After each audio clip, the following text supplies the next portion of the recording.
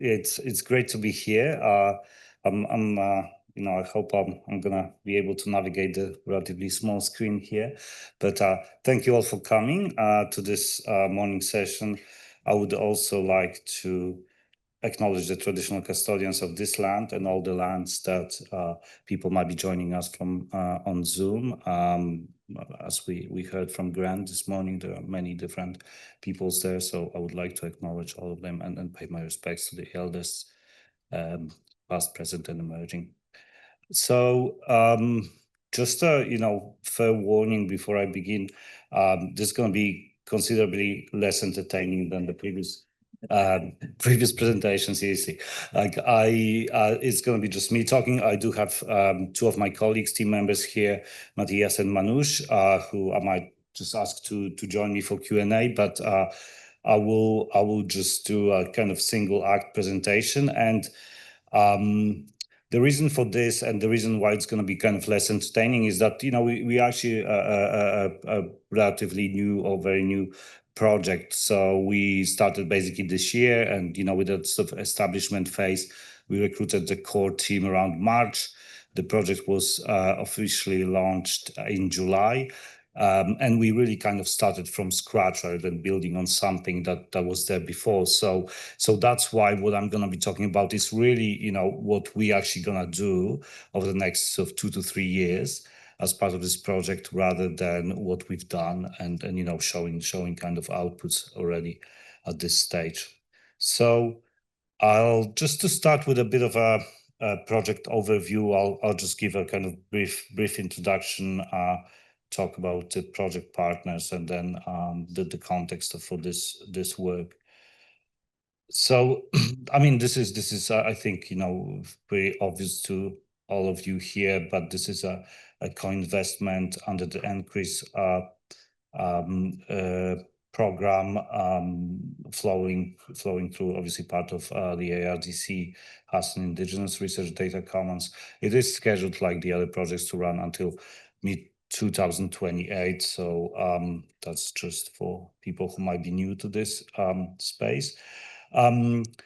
So the project is led by UQ, myself as the project lead, and obviously in partnership with the ARDC and a range of other partners who you can see listed here. So we've been really kind of fortunate to be able to partner up with the Australian Bureau of Statistics, the ABS, as a formal project partner for this work.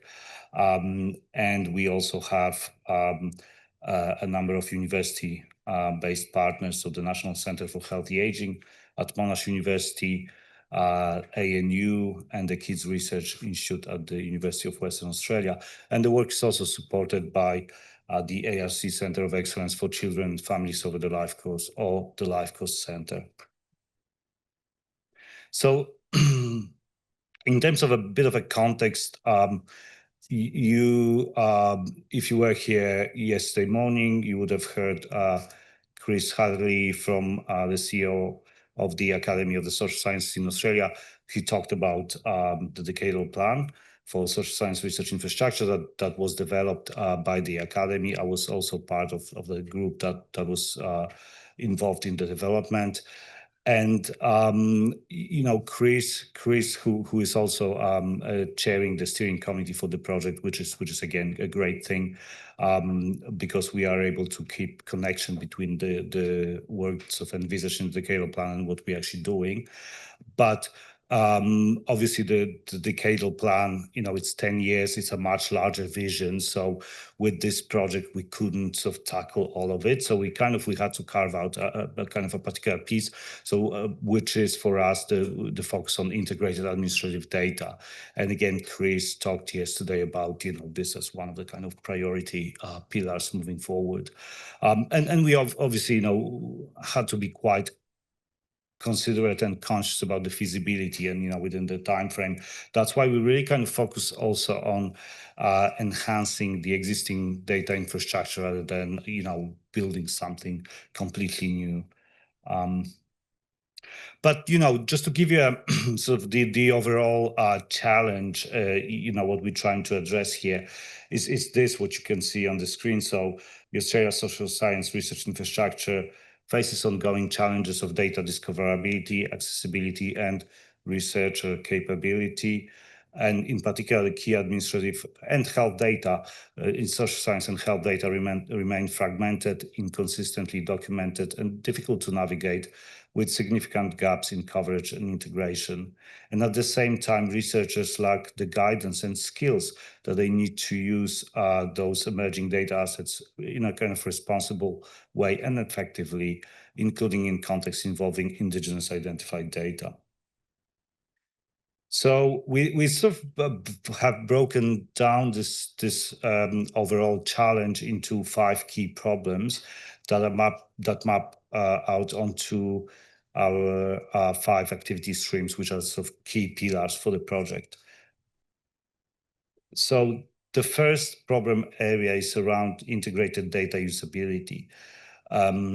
So the problem here is that documentation pertaining to nationally significant integrated government administrative data assets is limited, inconsistent, and difficult to navigate. And one key example of such an asset is the person-level integrated data asset, or PLIDA, which is a really huge data asset that's compiled by the ABS. Covering data at an individual level, de-identified, and researchers are able to access it through a kind of trusted research environment and secure environment and computational platform developed by the ABS. But it's an individual level data combining, tax records, higher education, health records, Medicare, census data, a bunch of other things. So it's a huge data set about Australian population. So the significance of this work is in that those data assets are underutilized at this stage, and data analysis processes are inefficient, which constrains timely research with national policy significance. So with this particular activity stream, we are working very closely with the ABS on. The second problem area is health and social data integration. So the specific problem here is that there are electronic health records out there that are used largely by health and medical researchers at the moment, but they are siloed. They separated from social sciences. They are siloed within jurisdictions, and also they contain verbatim clinical notes that we identified as one particular kind of piece of a problem that we're trying to tackle here, that basically means that there is unrealized research potential, limiting the jurisdictional and substantive scope of studies that would jointly investigate health and social outcomes. And this is particularly important in the context of an aging society with expanding health sector. The third problem area is around social science data discoverability and enhancement. And the specific issue here is that the government administrative data in the social sciences and the documentation are difficult to find. So unlike some of the well-established survey data, which are quite well documented, kind of research ready and quite easily findable through existing repositories such as the Australian Data Archive, you can go there and look for a survey data set. This is not the case with those kind of government data assets, and because they are not designed with researchers in mind, the documentation is typically quite poor. They locked up by the respective government agencies often, and people just don't know about them. And there are also significant gaps in the coverage of existing integrated administrative data assets in terms of topics, cohort time. So there's opportunity for further integration and bringing those different pieces together that we will be trying to also kind of help with. So the significance of this is that in this unrealized research applications, which constrains the evidential basis for policy development in the areas vital to Australia's future, such as education, aging, and social policy. So, like for us in general in this project, we really kind of focused on tackling those challenges that are kind of relevant for people, for people from the ground, so to speak, but also for government agencies, and we've got that kind of quite clear focus on improving infrastructure that then helps with good policy making. The fourth area that we're tackling is Indigenous data guidelines. So historically, Indigenous peoples have had limited trust in data collections due to not experiencing benefits and indeed often experiencing harm from data collecting, analyzing, and reporting. And then on the other hand, researchers who are using those kind of administrative data assets are lacking guidance on appropriate use of Indigenous identified data in those administrative data assets. So many of those researchers in reality who are using those kinds of data, think about census or tax records, that basically they are whole of population data. So they include both non-Indigenous and Indigenous peoples of data. And many researchers who are using this data are non-Indigenous. So they might not be kind of, prepared to work with those data appropriately. So the significance of this is that collecting and using Indigenous identified data lacks Indigenous social license, and that undermines ethically responsible research, creating uncertainties in research process and tensions potentially with Indigenous communities. And the last problem area is training and capacity building. So the issue here is that there is limited understanding of evolving social science capability needs, including skills required for new data assets, technologies, and methodologies. And this limits our ability to plan and deliver capacity building programs in the social sciences, which jeopardizes the future quality and relevance of research, social science research in Australia. So now I'm gonna again, talk through. So this, you're gonna, again, apologies. The sort of structure here is a little bit repetitive. I'm gonna be going through those sort of 5 pillars, and now focusing on the kind of goals and what we're trying to achieve in terms of the kind of value add or contributions to sort of a longer term vision. So for the first problem area, which is on integrated data usability, the specific goals that we've developed for this is to develop an important, focusing on PLIDA here, which is an important integrated government data asset. We want for it to be comprehensively and consistently documented with improved metadata access that would enable efficient researcher discovery and use of that data. And then we also want to develop a scalable model for documenting other integrated data assets, administrative data assets, which will hopefully be adopted by the data custodians. And this will contribute to this vision of Australia's where Australia's social science researchers have reliable, accessible documentation of core government data assets, which will unlock more powerful and timely research. The second problem area, health and social data integration, what we set ourselves in terms of goals. We want to put in place governance and technical foundations for the integration of the National Centre for Healthy Aging electronic health records data with PLIDA and potentially other administrative data assets, and expanding the geographical scope that currently the data is really focused on Victoria. And then we also want to develop an AI prototype for extracting structured patient information from clinical notes to enable new social research applications and to provide a pathway for future AI tools. And this will contribute to Australia being positioned to integrate health and social data safely and in an innovative way, which will provide new insights into population well-being and service effectiveness. Problem area 3, social science discoverability and enhancement. We want to establish a new catalog of significant social science administrative data, which will be available widely available, and which will improve data discoverability and increase research applications and the number of increase the number of users who utilize this data. We also want to put in place conceptual and technical foundations for a new online discovery tool, which will be focused on administrative data, and establish pathways for new integrated data assets that support research on nationally significant social issues. And this will contribute to social researchers in Australia being able to find and use the data they need, and they will be supported by new integrated assets that expand the frontiers of policy relevant research.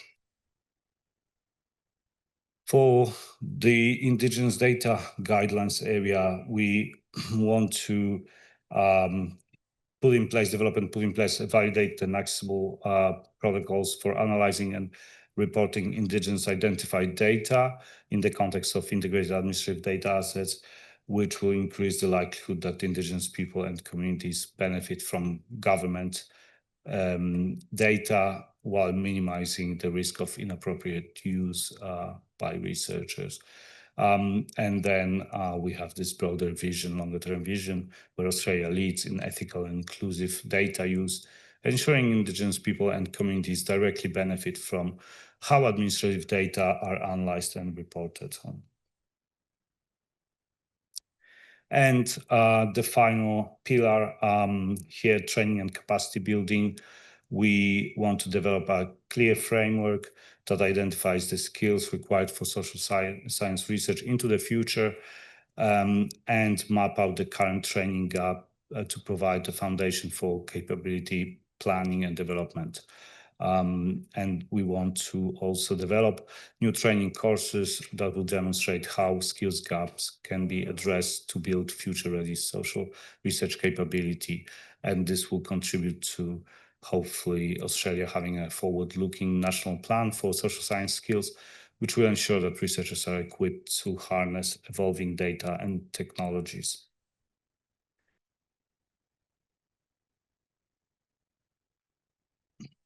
So just to, this slide is trying to sort of bring it all together a little bit. So on the left-hand side, you see this challenge, which I previously talked about, this sort of high-level challenge, and then we see the kind of the 5 pillars of the project, the 5 activity streams running in parallel, and there's sort of cross-pollination between work within the pillars, and they kind of, you know, interact with one another and work together towards this solution, which is we have enhanced documentation, new resources and tools that improve discovery and usability of major administrative data assets.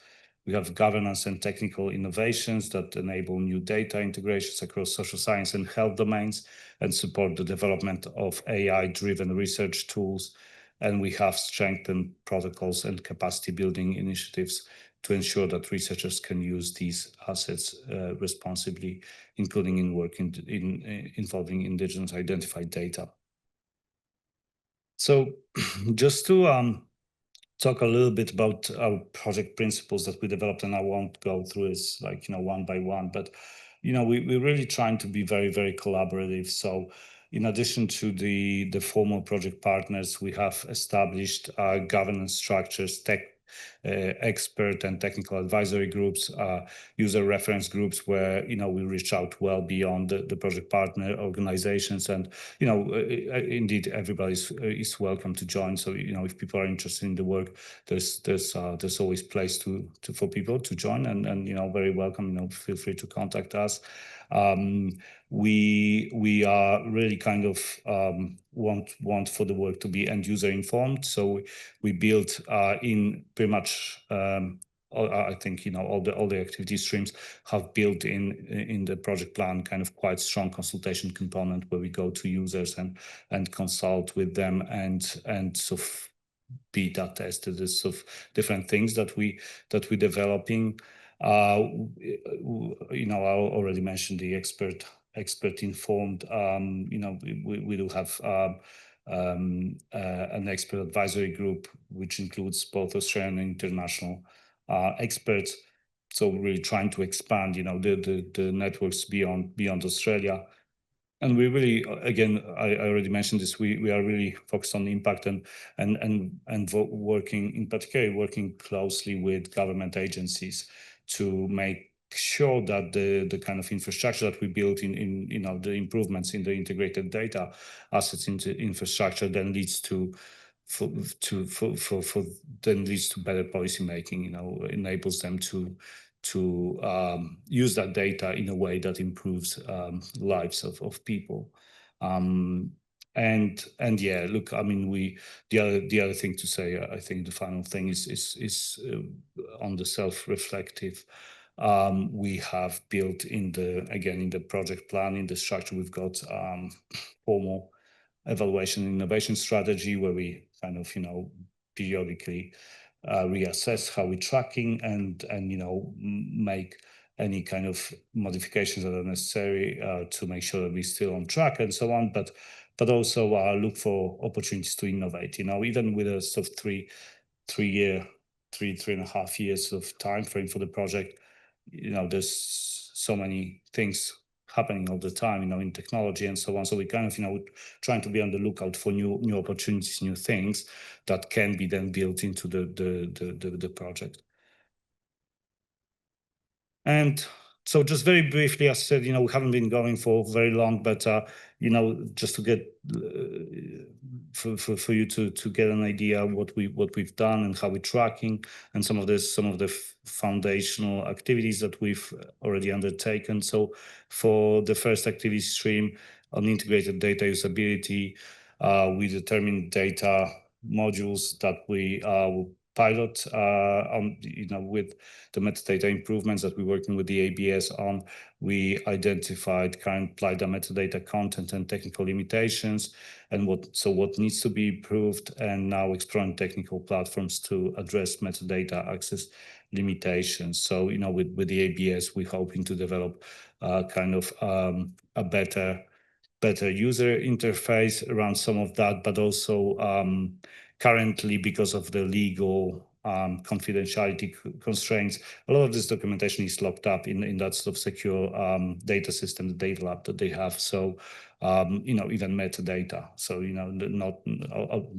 it is very reasonable and obvious for individual records, but, you can't even access, data about variables and what they mean without actually having to undergo the training and, log into that sort of trusted research environment. So we're trying to, if possible, bring at least some of that outside, so that people can have a bit of a look around before they actually, to see if that's for them, if they need it, if they want to get trained and be able to access the data. So for the health and social data integration, we identified some data integration options between the electronic health records data and PLIDA. After exploring some other integration opportunities, we landed on PLIDA as a kind of key data set again. And we're now in the process of drafting governance and technical data linkage models to support potential data integration. For the data discoverability, we compiled a catalog of significant national administrative data sources with social science relevance, with research relevant metadata field structure. And this covers about 80 standalone administrative data sets and 70 integrated data assets. And we're now exploring technical options for developing online data discovery, an online data discovery tool.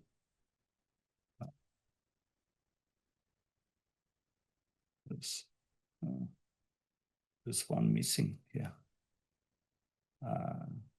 Okay, so there should be some achievements but I think I remember them. For Indigenous data. So the key thing with that to say is that we really genuinely wanted for it to be Indigenous-led. So we've got Dr. Danielle Armour, who is an Indigenous senior researcher at the University of Queensland, leading that piece of work. And one of the key foundational activities for this activity stream was to establish an Indigenous steering committee, and we're really lucky to have been able to include about, from memory, kind of about 10 people, from including Stephen Corporal here, and thank you for being part of the Indigenous Steering Committee, Gavin Stanbrook, if he's around, but also representatives from government agencies, senior Indigenous officers in a range of agencies, universities, and NGOs. So that was the key thing, that the Indigenous Steering Committee has been established. We are now in the process of reviewing some of the existing frameworks for using or working with Indigenous identified data, Indigenous data governance, and so on. So that work is being undertaken under the guidance of the Indigenous Steering Committee.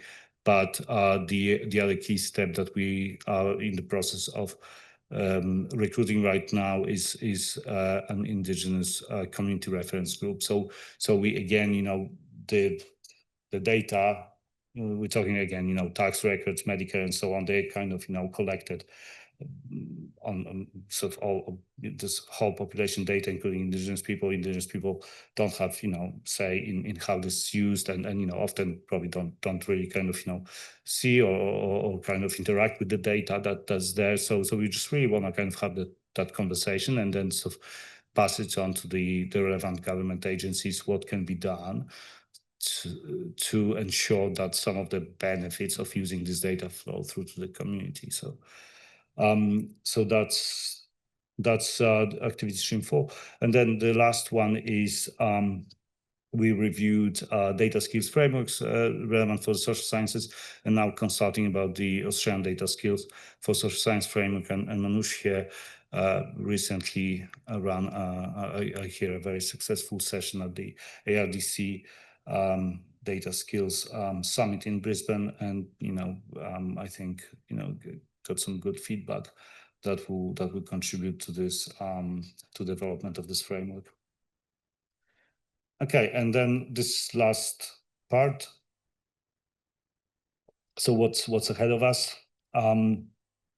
So some of the next steps for the integrated data usability component: we will be improving metadata content across a range of PLIDA modules, starting with enhancing data item list, which is a kind of key tool currently used to provide publicly available metadata on PLIDA. And as I mentioned, a lot of this metadata is currently actually locked up.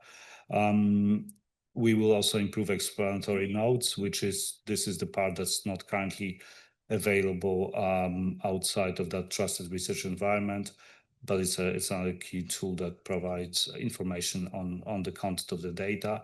We will be developing guidelines for applying metadata content improvements to other administrative data assets, and we'll also work with the ABS to improve metadata access on organizations. So through implementing technical solutions, improved user interface and things like that for improved metadata access, and we'll also tailor online design and functionalities in consultations with end users. For the health and social science data integration, we have already started on this, but we will finalize governance model and technical data linkage model. We'll also work on laying foundations for expanding geographical or jurisdictional scope. So as I mentioned, the electronic health record data that we currently have, they're Victoria-based, so we're looking to replicate that model for other jurisdictions. So we want to identify and partner with other health agencies and develop a nationally unified design and core data for an electronic health record model that could be applied through across different jurisdictions, and then develop governance model for linking interjurisdictional health data with, then again, the social science data, integrated administrative data like PLIDA.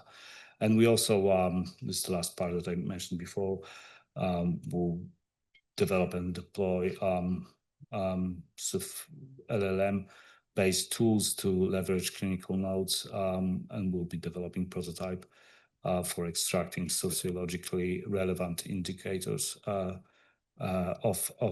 socioeconomic indicators from free text clinical notes.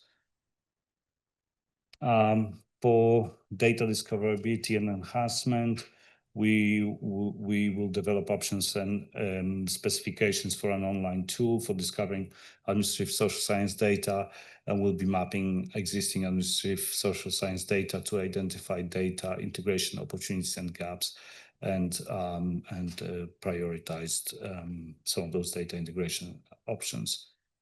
For Indigenous data guidelines, we will be working on developing the guidelines. As I mentioned, some of this work has already started for using and reporting on Indigenous identified administrative data.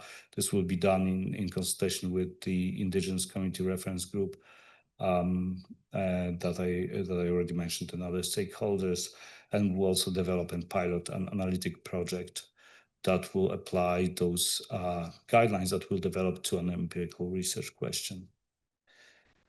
And for the last pillar, we will continue to work on developing the Australian's data skills framework for social sciences, and map and identify critical gaps in the existing training landscape, and then design and pilot some training modules, training courses to address those gaps. And we've already been kind of doing some of that through the ARDC computational skills summer school. So we're going to be contributing again to the next one.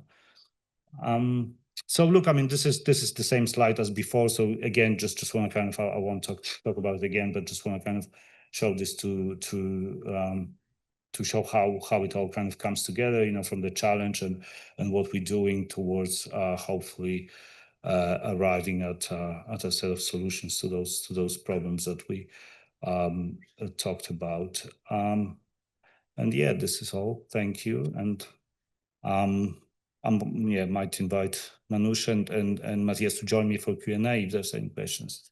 Thank you.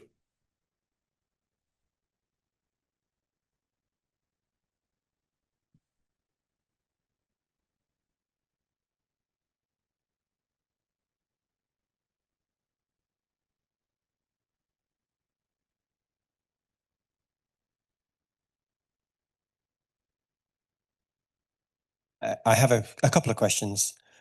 There is already quite a lot of activity in this space with projects like ORIN and PHRN.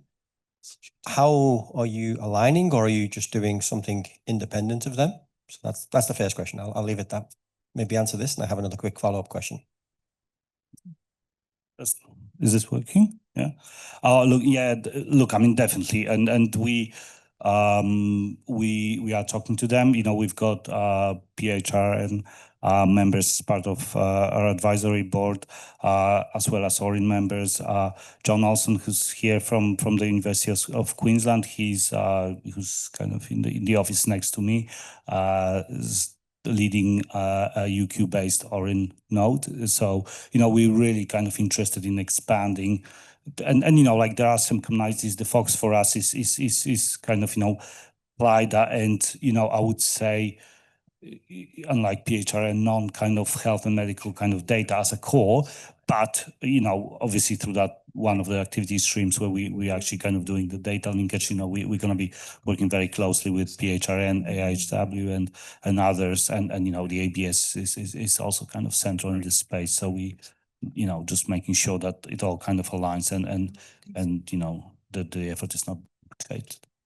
All right, and my other quick follow-up question is, are you imagining a world where, as a result of what you're doing here, you have some sort of more secure API-based access to these sensitive data sets? As in, I want to be able to link A, B, and C together. I mean, part of the challenge is it's not technical, it's bureaucratic and political, and the various committees that stand in your way of getting stuff done. Rightly so, but it's still the legal landscape covering all these different, even just the states of Australia, is like what you can do in Victoria, you can't do in Queensland. What you can do in Queensland, you can't do in WA based on the separation.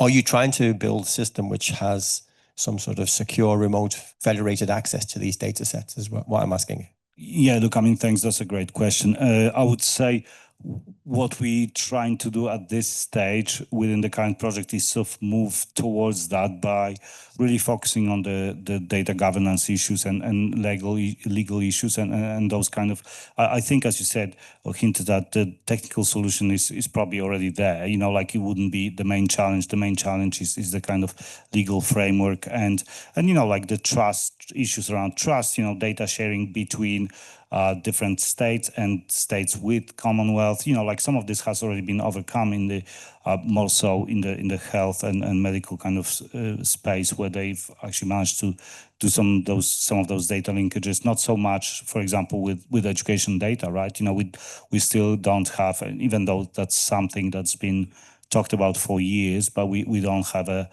single data asset that would link data from multiple states onto Commonwealth data on, you know, higher education and vocational training, for example, right? So there are so what we're trying to do with the current iteration is really work through some of those foundations more on the sort of data governance side and those kind of things rather than technical. Look, can I imagine a future like that? Well, yes. Or, you know, we can only hope, but you know, you're definitely right that the challenges are going to be mainly non-technical. Sorry, follow up. Speaking of PLIDA, the ABS dataset, are you planning of having a different way of access in these PLIDA datasets other than the rather complicated way that you can do it now, as in using the data lab, which is a virtual desktop on Azure and stuff like that? Do you plan to have to add an easier way for researchers to access these data sets, because that's controlled by ABS? So yeah, look, and this is why it's great to have them on board. Look, I mean, knowing how things move in the sort of government agencies sort of world, and you know, issues around risk management and so on, I'll say it's unlikely that the actual data, you know, is going to be available outside of the data lab by 2028. What we're trying to work towards is to at least make some of the metadata available outside of it, and that's a more kind of feasible, I think, goal for the next couple of years. So, you know, hopefully we'll achieve that. But, you know, look, again, you know, technical solutions would be there for people to, ideally, you know, we want that kind of scenario where you kind of, you know, sit on your own computer, you know, like you got some stuff, you know, a piece of software that sort of pulls together the data you want and kind of, and you work with it, you know, and it is currently. okay, thanks. Yeah. Sad.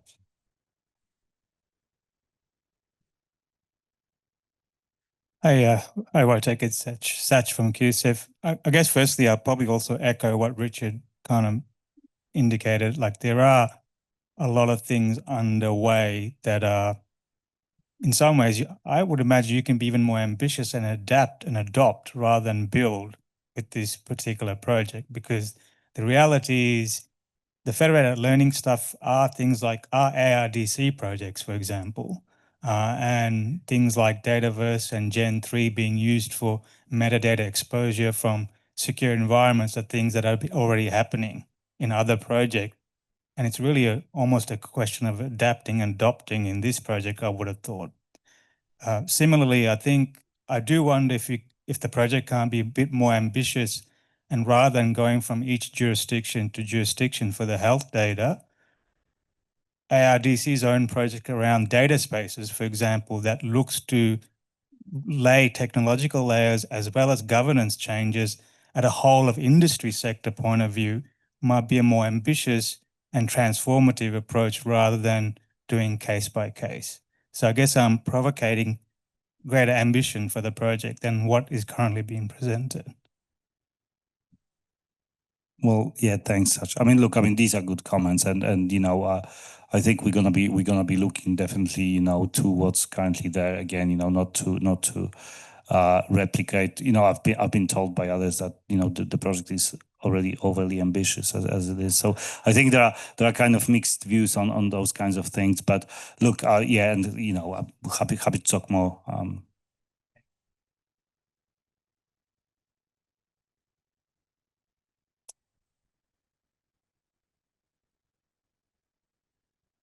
Hi, Eve Ansell, QSIF.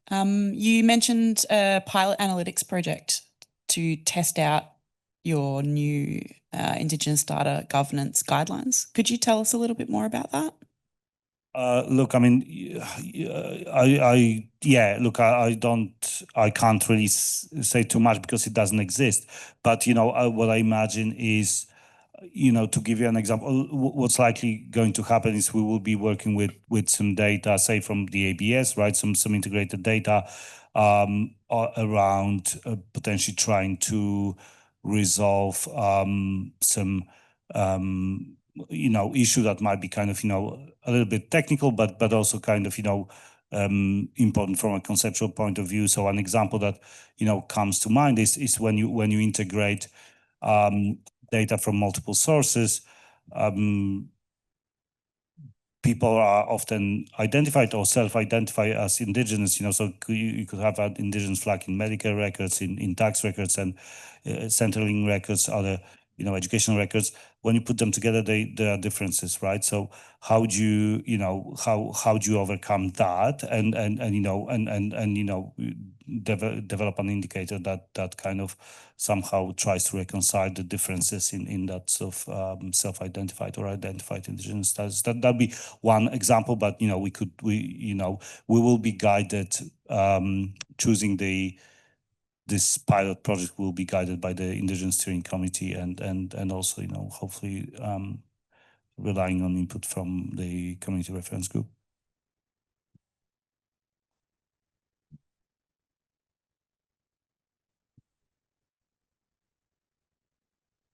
Mine's just a very, I think it's a simple question, but when you talk about your compilation of a catalogue of significant data, of the administrative data sets, is that list, you talked about it being 80 plus data sets of value, is that available as a list at the moment? We're hoping it will be. You know, it is compiled. It's not published yet, but that's our plan to you know, publish it on the website on a website. You know, in the coming months.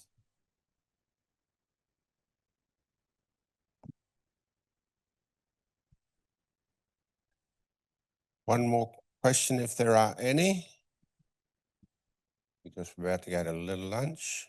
Are you going to ask a question? I'll do one, just unless anyone else has one, because I can ask these guys stuff anytime. I guess I was just wondering if you could, some of us here are very familiar with PLIDA and others less so. Could you give an example of the kinds of research questions that can be answered with that PLIDA data that you're making more accessible?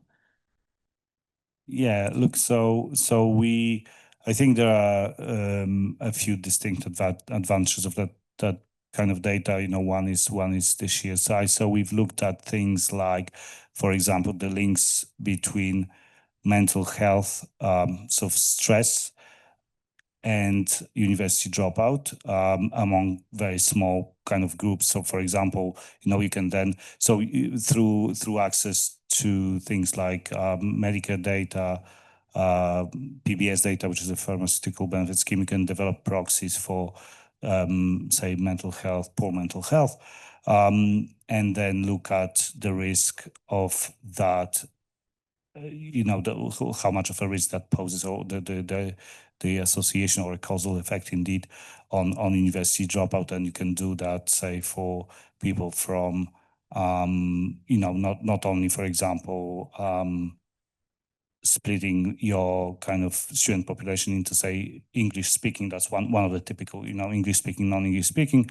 You know, you can look at, say, the effect for people who kind of migrated or are second generation migrants from different countries, you know, to Grant's point, you know, Italy, Greece versus, you know, Poland versus China versus, you know, so you can have that stuff. So that's, you know, one is integrating things across, you know, education, for example, you know, bit of health data, you know, could be, you know, long-term employment outcomes using tax records, for example, and then the ability to drill down into very kind of fine-grained sort of type of populations. That's yeah.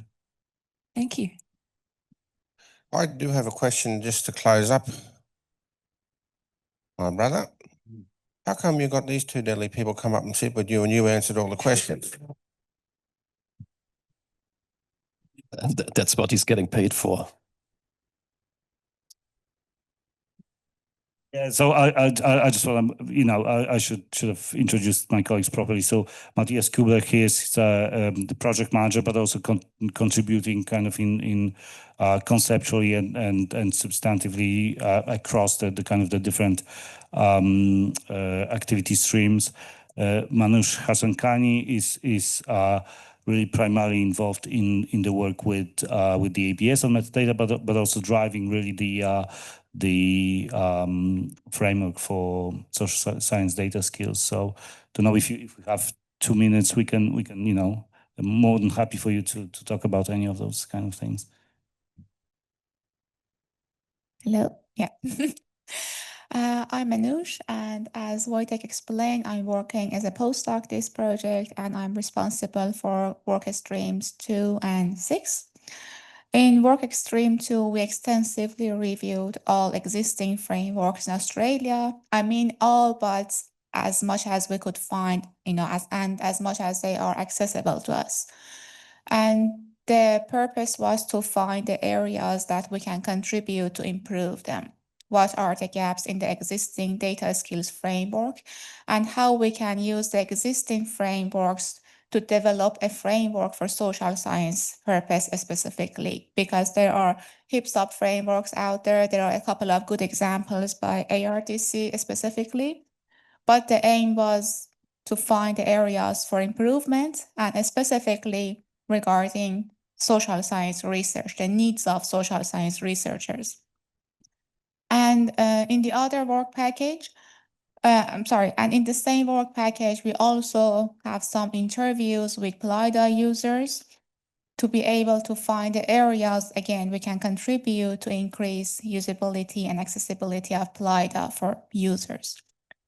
And for the other work stream, which is the data framework, we consult with end users, with experts at different levels in different fields to be able to identify the areas and the skills social science researchers need to know to be able to use different types of data, not only quantitative or administrative data, but different forms of data.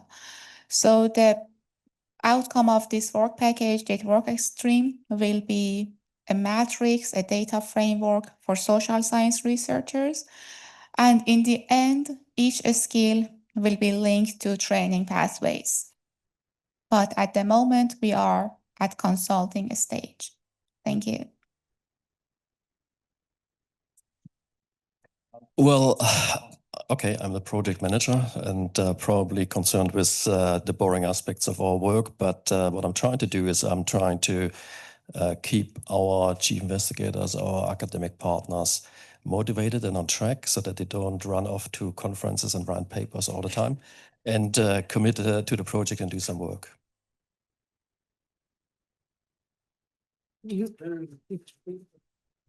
So, and I guess that's a wrap. Yeah, so thank you very much, Wojtek, and these two deadly people.